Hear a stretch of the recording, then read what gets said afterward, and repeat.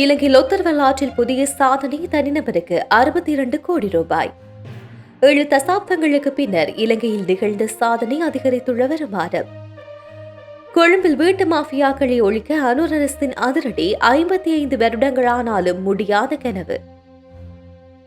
வாகனங்களை கொள்வனவு செய்ய வேண்டாம், இலங்கையில் பொதுமக்களுக்கு அறிவுறுத்தல். வெள்ளைக்கொடியோடு சரணடைய வந்தவர்கள் தொடர்பில் மகிந்த இட்ட கட்டளை, நாமல் அறிந்த கதை. டொனால்ட் ட்ரம்பிடமிருந்து ஈரானுக்கு கிடைத்த கெட்ட செய்தி, அடுத்த கட்ட நடவடிக்கைக்கு தயாராகின்றது அமெரிக்கா.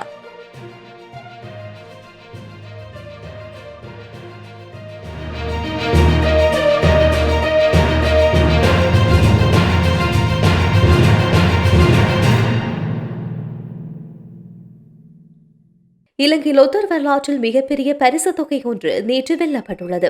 இதன்படி தேசிய லொத்தர் சபையின் கப்ருக லொத்தர் சீட்டெழுப்பில் 62 கோடி ரூபாய் பரிசு தொகை நேற்று வெல்லப்பட்டுள்ளது. இது இலங்கை லொத்தர் வரலாற்றில் புதிய சாதனையாக பார்க்கப்படுகின்றது. இந்த சீட்டில் 62 கோடியே 98,55,919 ரூபாய் வெல்லப்பட்டுள்ளது. வரலாற்றில் ஒரு தனிநபர் வென்ற மிகப்பெரிய பரிசு தொகை இது என்பது குறிப்பிடத்தக்கது. இலங்கையில் 7 தசாப்தங்களுக்கு பின்னர் மாபெரும் சாதனை ஒன்று நிகழ்ந்துள்ளதாக பிரதியமைச்சர், சமய மற்றும் கலாச்சார அலுவல்கள் பிரதியமைச்சர் முனீர் முலாஃபர் தெரிவித்துள்ளார். பத்திரிகை ஒன்றுக்கு வழங்கிய நேர்காணலின் போதே அவர் மேற்கண்டவாறு குறிப்பிட்டார். தொடர்ந்தும் தெரிவிக்கையில், எமது அரசாங்கம் ஆட்சி பொறுப்பேற்றதன் பின்னர் 14 மாதங்கள் நிறைவடைந்துள்ள நிலையில் இலங்கையில் ஊழல் மோசடி குறைந்துள்ளது. இதேவேளை உலகில் ஊழல் மிகுந்த நாடுகளின் பட்டியலில் 187வது இடத்தில் இருந்த இலங்கை 102வது இடத்திற்கு முன்னேறியிருக்கின்றது. இது 7 தசாப்தங்களுக்கு பின்னர் இலங்கையில் ஏற்பட்டுள்ள மாற்றமாகும். மேலும் 2025ஆம் ஆண்டு இலங்கை வெளிநாட்டு வர்த்தகத்தில் 1.7 பில்லியன் வருமானத்தை ஈட்டியுள்ளது. எமது அரசாங்கம் ஆட்சி பொறுப்பேற்றதை தொடர்ந்து இந்த வருடம் மீதான மக்கள் நம்பிக்கை அதிகரித்துள்ளதாக ஆய்வு தகவல் ஒன்று வெளியாகியுள்ளது என்பதையும் இன்றைய முக்கிய விடயமாக குறிப்பிட்டுள்ளார். அரசியல்வாதிகள் மாத்திரம் தங்களுடைய வரப்பிரசாதங்களை தவிர்ப்பதனூடாக இந்த நாட்டை கட்டியெழுப்ப முடியாது. மாறாக நாம் ஒவ்வொருவரும் மாற வேண்டும். நாம் மாற தயாரில்லை என்றால் எந்தவிதமான மாற்றத்தையும் கொண்டு வர முடியாது.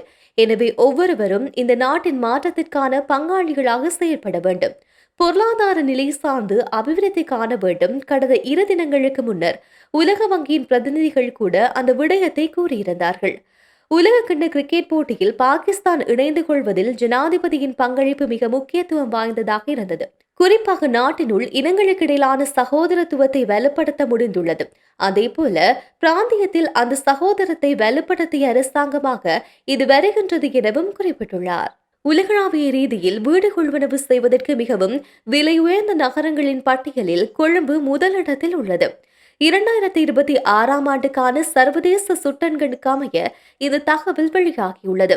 2022ஆம் ஆண்டு பொருளாதார நெருக்கடிக்கு பின்னர் சொத்து சந்தையில் ஏற்பட்டிருக்கின்ற பல்வேறு மாற்றங்கள் காரணமாக பொதுமக்கள் வீடுகளை வாங்குவது கடினமாகிவிட்டது. இந்த நிலையில் கொழும்பில் ஒரு சராசரி அடுக்குமாடி குடியிருப்பை வாங்க ஒரு குடும்பம் தங்கள் முழு வருமானத்தையும் சுமார் 55 ஆண்டுகளுக்கு எந்த செலவும் இல்லாமல் சேமிக்க வேண்டும் என்றும் புள்ளி விவரங்களில் காட்டுகின்றன. இந்த அசாதாரண விலை உயர்வை தடுப்பதற்கும் சாதாரண குடிமக்கள் வீட்டு உரிமையாளர்களாவதை உறுதி செய்வதற்கும் புதிய சட்ட சீர்திருத்தங்கள் கொண்டுவர அரசாங்கம் தீர்மானித்துள்ளது. இலங்கையில் காணி மற்றும் வீட்டு விலைகளின் கட்டுப்பாடற்ற அதிகரிப்புகளை தடுக்கவும் இந்த துறையில் விலை மாஃபியாக்களை ஒடுக்கவும் ஒரு புதிய ஒழுங்குமுறை அமைப்பை உருவாக்க அரசாங்கம் முடிவு செய்துள்ளது. காணி அமைச்சு மற்றும் நகரப்புற மேம்பாட்டு ஆணையத்துடன் இணைந்து இது தொடர்பான ஆரம்பகட்ட நடவடிக்கைகளை எடுக்க தயாராக இருப்பதாக வீட்டு வசதி மற்றும் கட்டுமான அமைச்சு தெரிவித்துள்ளது. நாட்டின் எதிர்கால நலன் கருதி காணி மற்றும் வீடமைப்பு திட்டங்களின் விலைகளை கண்காணிப்பதற்காக இந்த புதிய முறைமை நாடாளுமன்றத்தில் சமர்ப்பிக்கப்பட்டுள்ள திட்டங்களின் அடிப்படையில் நடைமுறைப்படுத்தப்பட உள்ளது. பொதுமக்கள் அவசரப்பட்டு வாகனங்களை கொள்வனவு செய்ய வேண்டாம் என இலங்கை வாகன இறக்குமதியாளர் சங்கம் அறிவித்துள்ளது. இலங்கைக்கு இறக்குமதி செய்யப்படும் வாகனங்கள் மீது எதிர்வரும் ஏப்ரல் 1ஆம் தேதி முதல் 2.5% சமூக பாதுகாப்பு பங்களிப்பு வரி விதிக்கப்பட உள்ள நிலையில் இந்த அறிவித்தல் வெளியாகியுள்ளது.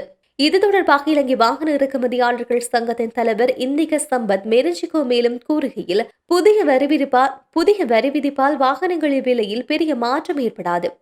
எனினும் கடந்த சில மாதங்களாக ஜப்பானில் வாகனங்களின் விலை வீழ்ச்சி கண்டுள்ளது. அந்த விலை குறைப்பால் பல உள்ளூர் சந்தைகளில் பிரதிபலிக்கும் என்பதால் வரியினால் ஏற்படும் சிறு அதிகரிப்பு ஈடு செய்யப்படும்.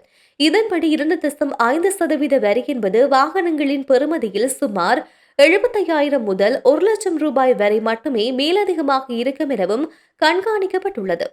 தற்போது பல தனிநபர் இறக்குமதியாளர்கள் வரி செலுத்துவதை தவிர்க்கின்றார்கள். எனினும் புதிய முறையில் வாகனங்களை சுங்கத்திலிருந்து விடுவிக்கும் முன்பே துறைமுகத்துக்கு வரி செலுத்த வேண்டும். இதனால் அரசு வருமானம் அதிகரிப்பதுடன் பதிவு செய்யப்பட்ட மற்றும் செய்யப்படாத அனைத்து இறக்குமதியாளர்களும் சமமாக வரி செலுத்துவது உறுதி செய்யப்படும் என சுங்கம் சுட்டிக்காட்டியுள்ளது. இறுதிப் போரின் போது விடுதலை புலிகளின் தலைவர் சரணடைவது தொடர்பில் ஃபீல்ட் மார்ஷல் சரத் பொன்சேகா வெளியிட்டிருக்கின்ற கருத்து புதியவை அல்ல எனவும் ராஜபக்சர்கள் கொலையாளி அல்ல என்பது அவரை இதன் மூலமாக நிரூபித்துள்ளார் எனவும் ஸ்ரீலங்கா பொதுஜன பெரமுனவின் தேசிய அமைப்பாளர் நாமல் ராஜபக்ச எம்பி தெரிவித்துள்ளார். கொழும்பில் ஊடகங்களிடம் கருத்து தெரிவித்த போது அவர் இவ்வாறு குறிப்பிட்டுள்ளார்.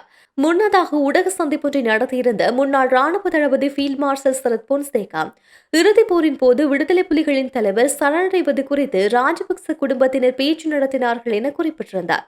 விடுதலை புலிகள் 3ஆம் தரப்பிடம் சரணடைய விரும்பினர். ஆனால் ராஜபக்சர்கள் அவர்கள் ராணுவத்திடம் சரணடைய வேண்டும் என வலியுறுத்தினர். இந்த திட்டம் தோல்வியடைந்ததாலேயே உயிரிழப்புகள் ஏற்பட்டது. அவர்கள் சரணடைந்திருந்தால் பிரபாகரன் என்று வடக்கின் முதலமைச்சராக இருந்திருப்பார் எனவும் பொன்சேகா தெரிவித்துள்ளார். பொன்சேகாவின் இந்த கூற்று தொடர்பாக செய்தியாளர்கள் எழுப்பிய கேள்விக்கு பதிலளித்த நாமல் ராஜபக்ச விடுதலை புலிகள் ஆயுதங்களை கைவிட்டு சரணடைய வேண்டும் என்று அப்போதைய ஜனாதிபதி மஹிந்த ராஜபக்ச பகிரங்கமாக கோரிக்கை விடுத்திருந்தார். எனவே பொன்சேகா கூறுவது ஒன்றும் புதிய தகவல் அல்ல. வெள்ளை கொடியுடன் வந்தவர்களை மஹிந்த ராஜபக்ச கொலை செய்ய சொன்னார் என்று முன்னர் கூறிய பொன்சேகா இப்போது அதற்கு முரணான கருத்தை வெளிப்படுத்துகின்றார். எது எப்படி இருந்தாலும் ராஜபக்சர்கள் கொலைகாளிகள் அல்ல என்பதையும் அவர்கள் போரை அமைதியான முறையில் முடிக்கவே முயற்சித்தனர் என்பதையும் உறுதிப்படுத்தியமைக்கு பொன்சேகாவுக்கு நன்றிகளை தெரிவித்துக் கொள்கின்றேன். குறைந்தபட்ச உயிரிழப்புடன் போரை முடிக்கவே மஹிந்த ராஜபக்ச விரும்பினார். தமிழ் மக்களுக்கு எதிராக ஒருபோதும் போர் தொடுக்கப்படவில்லை எனவும் குறிப்பிட்டுள்ளார். ஒரு அர்த்தமுள்ள ஒப்பந்தத்துக்கு இணங்கவில்லை எனில் மிக தீமையான நடவடிக்கைகளை எதிர்கொள்ள நேரிடும் என அமெரிக்க ஜனாதிபதி டொனால்டு டிரம்ப் ஈரானை எச்சரித்துள்ளார். வாஷிங்டனில் நடைபெற்ற அமைதி வாரிய கூட்டத்தின் போது ஈரானுக்கு அமெரிக்க ஜனாதிபதி டிரம்ப் இந்த எச்சரிக்கையை விடுத்துள்ளார். மேலும் எந்த ஒப்பந்தமும் எட்டப்படாவிட்டால் தீய விளைவுகள் ஏற்படும் என்று டிரம்ப் ஈரானை எச்சரித்ததோடு 10 நாட்கள் கால அவகாசம் வழங்கியதாகவும் தெரிவிக்கப்படுகின்றது. தொடர்ந்தும் அவர் தெரிவிக்கையில் ஈரானுடன் ஒரு அர்த்தமுள்ள ஒப்பந்தத்தை மேற்கொள்வது எளிதானது அல்ல என்பது பல ஆண்டுகளாக நிரூபிக்கப்பட்டுள்ளது. ஆனால் நாம் ஒரு அர்த்தமுள்ள ஒப்பந்தத்தை செய்ய வேண்டும். பேச்சுவார்த்தைகள் சரியான திசைக்கு சென்று கொண்டிருக்கின்றது. இந்த ஒப்பந்தம் சரியாக எட்டப்படாவிட்டால் தவறான மற்றும் தீய விளைவுகளையே சந்திக்க நேரிடும். மேலும் ஈரானுடன் பேச்சுவார்த்தைகளில் அடுத்த 10 நாட்களுக்குள் முன்னேற்றம் ஏற்பட வேண்டும். இல்லையெனில் அமெரிக்கா அடுத்த கட்ட நடவடிக்கைகளை எடுக்கும் என்றும் எச்சரித்துள்ளார்.